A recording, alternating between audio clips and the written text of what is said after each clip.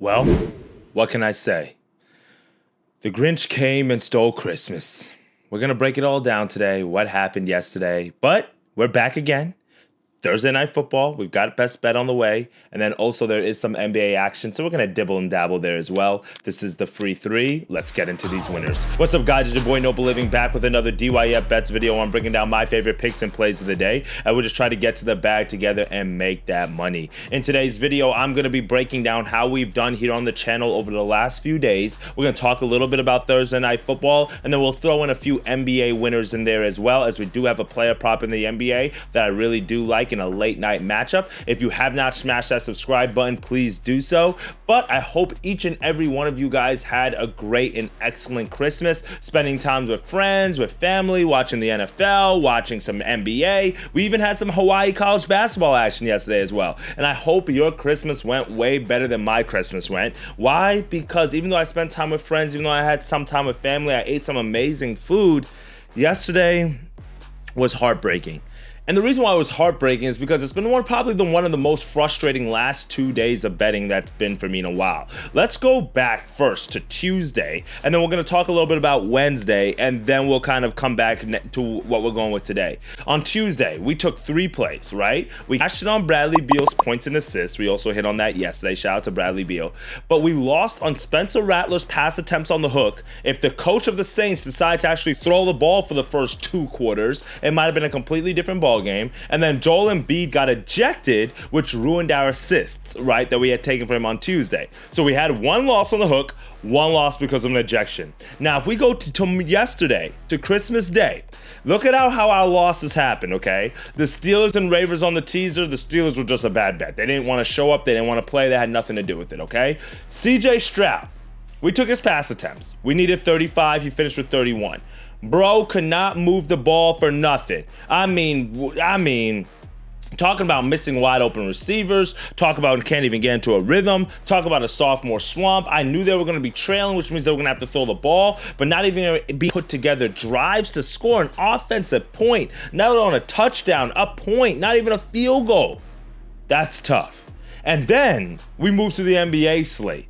We took the Knicks and Mavs on the money line. The Knicks got it done for us. But then Luka Doncic goes down with an injury for the Mavericks, and then they still gave it a chance late with a nice comeback, but weren't able to seal the deal. So we lose that one. If Luka plays the full game, who knows what happens. Then we move on to the next game between the 76ers and the Boston Celtics. We took Porzingis' points. He had 9 points in 13 minutes.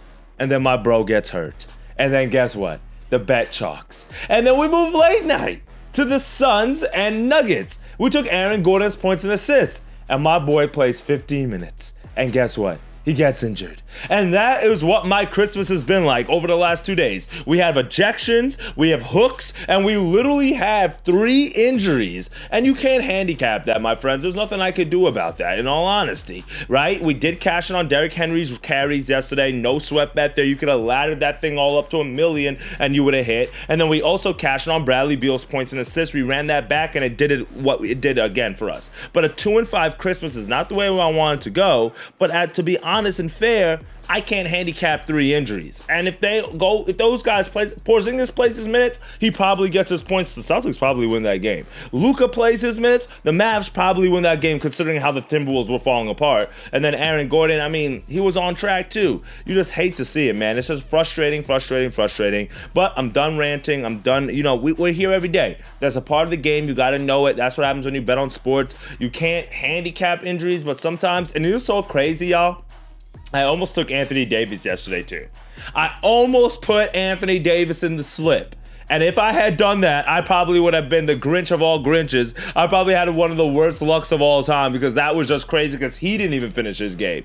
I mean, it was just crazy. But you can see our record here. We're still over 500 for the month of December. We have a few days left. We don't want to give anything more back. 5 games above 500. Let's keep the month strong. We only have about 6-7 more days. So let's push hard into the new year. And then we have some brand new things coming on the new year here for you guys here on the channel and on our DYF Bets brand. We've got college football playoffs in the new year, so a lot to dive into here, all right? But for today, let's just go real quickly over this Thursday night football game and then a quick NBA action for you guys.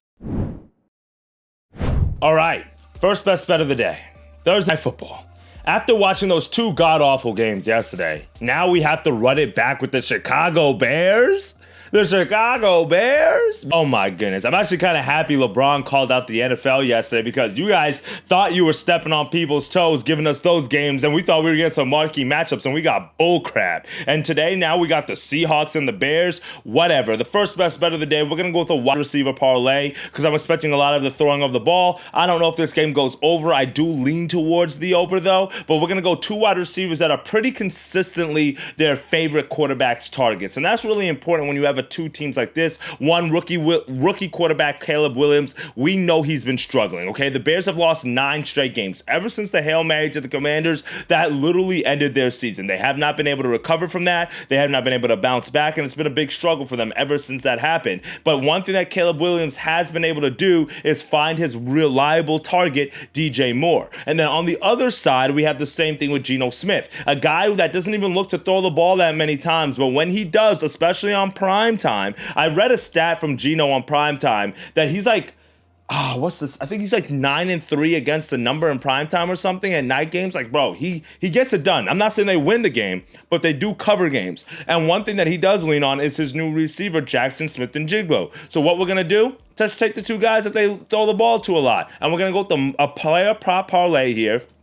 DJ Moore, 5+ receptions, and then Jackson Smith-Njigba, 60+ receiving yards. That gets you to plus 107 odds. So let's deep dive into DJ Moore real quickly. Like I mentioned, he is the most reliable target for Caleb Williams. He's the guy that he looks for, and the reason why he looks for him so often is because DJ Moore, he is somebody who can stretch the field, who can take the cap off of defenses, but he's also somebody that the Bears give the ball really close to the line of scrimmage. They get him in jet pass motions. They give him in screen passes. They get him with quick little outs and hooks and slants. They try to get him the ball quick so he can make a move in space. There's a number that I read that he's actually the number 1 receiver in the NFL in terms of targets, but least amount of yards per target. So he's not like somebody who's going really down the field. He's somebody that's staying close to the line of scrimmage. And if you look at some of the recent game logs, he's been somebody that Caleb Williams has relied on pretty heavily. In his last game against the Lions, he had 10 targets. He had 7 receptions. His game before that against the Vikings, 8 receptions on 8 targets.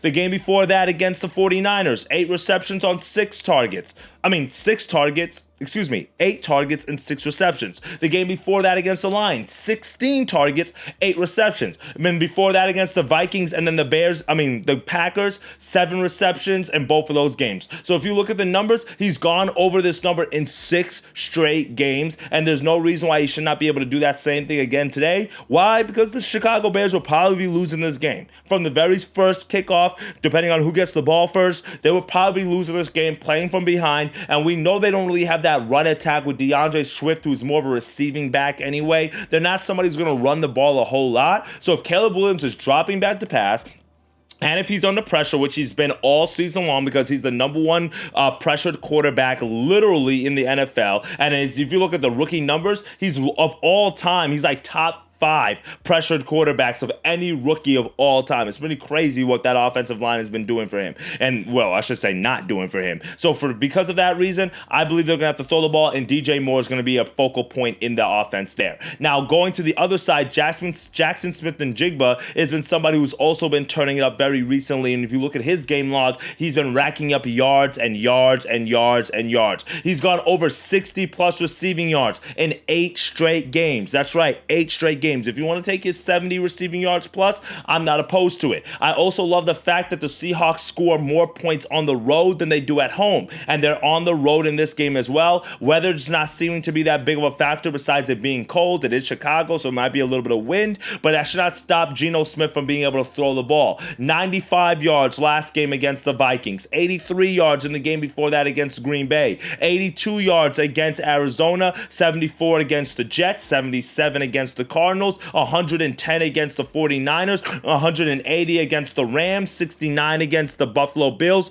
You guys get the point. Jackson Smith-Njigba is a focal point of this offense. He gets the ball. The only reason why I don't want his receptions at like 6.5, 7 is because he is somebody who can take the cap off the offense and get to the yards alone without a whole lot of receptions. Because we saw against the Cardinals only 5 receptions, but 82 yards. Against the Jets, only 4 receptions, but 74 yards. So for me, I just want to stay off of the receptions for him.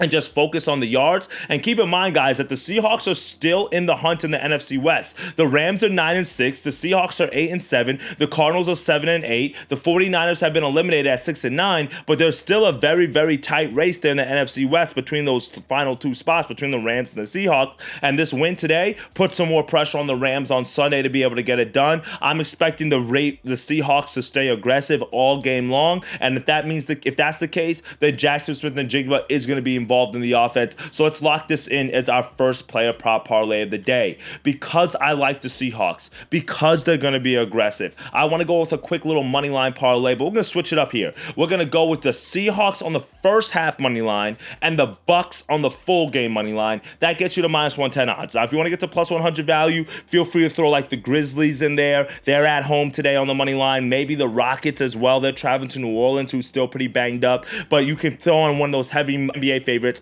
Or we also have some college football bowl games as well. Bowling Green's a pretty sizable favorite. I like them today as well. So you can kind of play around with some of the money lines today to kind of get to +100 value. But the reason why I like the Seahawks here is because I'm expecting them to come out to a hot start. Not only are they a team that, like I mentioned, is still in the playoff hunt and they can score some points and they need to stay aggressive, but also the Bears are the worst team in the NFL against the spread in the first half. They're 4-11 against the number in the first half. They do not win first halves. They suck. Last game against the Lions, they were trailing in the first half. They scored 14 points. They were trailing by 13 at halftime, okay? In the game before that against the Vikings, they were down 13-0 at halftime. Yes, we've been seeing games where the Bears have not even scored points in the first half. Like they did against the 49ers the game before that. They didn't score a single point in the first half. They went 3 straight games, actually, without scoring a single point in the first half. Come on now. And you want me to take them even though they're at home today? No, it's not happening. And when you look at the numbers, I'm actually going back here. In the midst of their 7-game losing streak, 9-game losing streak, 5 straight games recently that they have not won the first half. The last time they won the first half, we have to go all the way back to November the 17th when they were leading the Green Bay Packers 10-7 at halftime. That's not saying too much. And they were trailing against the Patriots in the first half, 13-3, and they were at home. So that should tell you everything that you need to know. Seahawks on the first half, I'm not overthinking it. Worst team against the number. And then the Milwaukee Bucks are taking on the New Jersey Nets at home today. And Bucks are at home. They're facing the Nets, who don't really have a whole lot of offense, with Cam Thomas being injured, with Dennis Schroeder now being traded. Obviously, Ben Simmons is still there and Cam Johnson, but I mean, the Bucks should be able to handle them. And then with all the rest that the Bucks were able to get, you saw Giannis kind of speak out against the NBA that, you have two of some of the most popular superstars in the NBA not playing on Christmas Day. I think that might fire this Bucks squad up a little bit here, especially coming off that NBA Cup championship as well. So I expect the Bucks to show the NBA like, hey, we should have played yesterday. And you know what? You don't want to put these small market teams on Christmas Day at home. Well, guess what? We're going to show you what we're going to do. So I'm going to lean with the Bucks today on the money line to get it done. Just lock this 2-team steam in as our second best bet of the day. Third and final pick of the day, we're going to go to a late night player prop in the NBA. And this one might seem a little chalky, might seem a little weird because it's not a player that I really like to bet on that often because of how inconsistent he can be. But I do like the situational spot today. So today we're going to go with DeAndre Ayton. We're going to go over 13.5 points, -130 odds on DraftKings. Yes, it's a little bit juiced, but get the 13.5 number. If it's at 14.5, play it for a little bit less, okay? Because it's going to be around +100 value, -105. That's fine, but I would play it for a little bit less. And the reason why that is because Ayton has literally been flirting just around the 14-point number. So when you get to 15, I just don't want us to hook and lose. So maybe take it down and then maybe add another leg to something that's like a ladder leg or something, okay? So DeAndre Ayton over the last several games, okay? First, the Blazers are taking on the Utah Jazz. First and foremost, the Utah Jazz are not really that good of a team. You guys know that, like I know that, but they also give up the 4th most points per game to centers. So that's what I do like. And that's why I think DeAndre Ayton is going to be able to exploit this team. Also, keep in mind that the Blazers are at home today as well, which is something that I like to see. And at home, the Blazers have pretty already been pretty decent. They're 8-5 against the number at home. They are favored, so I do like that as well. So for me, DeAndre Ayton, he should be a focal point in this offense, considering what the Jazz do against centers. And then also Lloyd Marketing, Walker Kessler. These are guys that can keep DeAndre Ayton on the floor, because I think this can be a very close game. The spread's really close. I think it's like -1.5. Yeah, so it's a very close game. So if it's a close game, Ayton should be playing. And that's the biggest concern, because sometimes he's only getting like 25 minutes or so. I would like to see him get 30 minutes or more. Hint, hint, Chauncey Billups, but it's okay. Look at some of his recent game logs. In his last game against Dallas on the road, he only played 26 minutes, but he had 16 points. In his start before that against the Spurs, a team that has a strong center like Wemby, he played a little bit more, 29 minutes. He finished with 14 points. His start before that against the Nuggets, against a team with a strong center, in Jokic, he had to play 35 minutes in that game, and he had 15 points. His start before that against the Lakers, a team with a strong center in Anthony Davis, he had 14 points. So he's gone over this number in 4 straight games, and last time he faced the Jazz was literally the 5th game that I just mentioned. So Dallas, San Antonio, Nuggets, Lakers, and then he played the Jazz. But against the Jazz, he only had 6 points, but he only played 17 minutes. He left that game early, and it was a blowout. They lost that game 141-99. Talk about an ass woman. And he only shot the ball 7 times. Meanwhile, in the other games that I just mentioned where he went over this number, he shot it 11 times, 14 times, 14 times. And then right before he played the Jazz, against the Clippers, he had 16 points, and against the Mavericks, he had 18 points. So for me, if DeAndre Ayton is shooting the ball double-digit times, he should be able to score 14 points, like he's been doing all month of December. In the 7 games, in the 7 games that he's played in December, he's gone over this number in 6 of the 7 times. I'm not overthinking it. The Jazz give up a ton of points to center, and I like the revenge spot here, given the fact that they just lost by damn near 50 to this Jazz team at home. I like the revenge spot coming off of Christmas Day, kind of a chance to rebound and everything like that. They've had 3 days of rest, so DeAndre Ayton should be ready. He should be good to go, and I'm expecting him to score some points today, over 14.5 points as our third and final pick of the day. Well, that's it for me, my friends. 3 best bets, 3 winners I'm giving you guys real quickly on this Thursday, day after Christmas card. To start off with the Thursday night football game, we're going to take the Seahawks on the first half money line, and we're going to also parlay that with the Bucks on the full game money line. That should get you close to plus 100 value. There are a few other favorites you guys can throw in there to kind of boost the odds a little bit. We're going to take our wide receiver prop parlay, DJ Moore for 5+ receptions and Jackson Smith-Njigba for 60+ receiving yards. That definitely gets you to plus 100 value. And then to end us off late night in the NBA, DeAndre Ayton over 13.5 points to tuck us in. We need a bounce back. We need the air. And if you guys are new to the channel, then you know all you have to do is comment 30 below. If we sweep the board, we should be able to Venmo you, give you guys some bread. Just comment 30. I'm going to send somebody $30 for hitting. If we sweep, we need one more sweep before the end of the year. So let's get some good vibes here. The injury bug has plagued us a little bit here on the channel, but I'm expecting some good things to turn our way, some great momentum. So as always, appreciate all the love and support that you guys are showing on the channel. Dictate your fate, get to that cheddar, and I'll see y'all in tomorrow's video. It is your boy Noble Living. This is the Free 3.